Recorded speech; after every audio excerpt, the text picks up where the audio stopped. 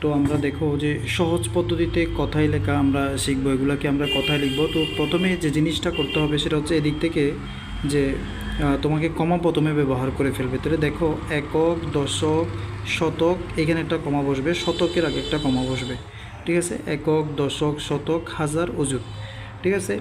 হাজার এবং অযুতে মিলে হচ্ছে তোমার হচ্ছে হাজার, আমাদেরকে হাজার বলতে হবে। এরপর আমরা যদি এটা বলি, দেখো একক, দশক, শতক, এখানে একটা কমা বসবে, একক, দশক, শতক, হাজার, অযুত, হাজার এবং অযুতে মিলে আমরা বলবো হাজার।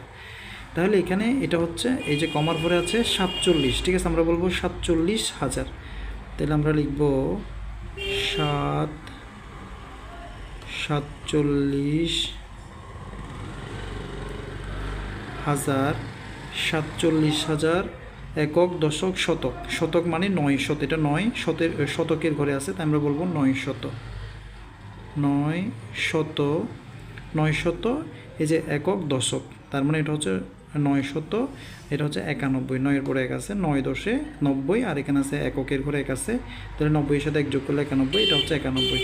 তাহলে আমরা লিখবো 91, 991। তাহলে আমরা লিখলাম যে কি 47,000, এই যে 47,991, এই যে 991। এরপর আমরা পরেরটা লিখব।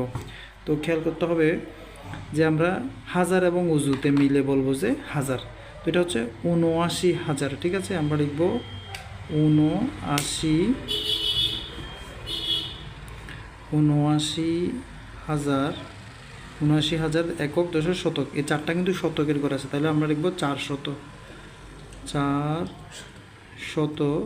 এই যে 7-এর 4 74, তাহলে আমরা লিখব 474।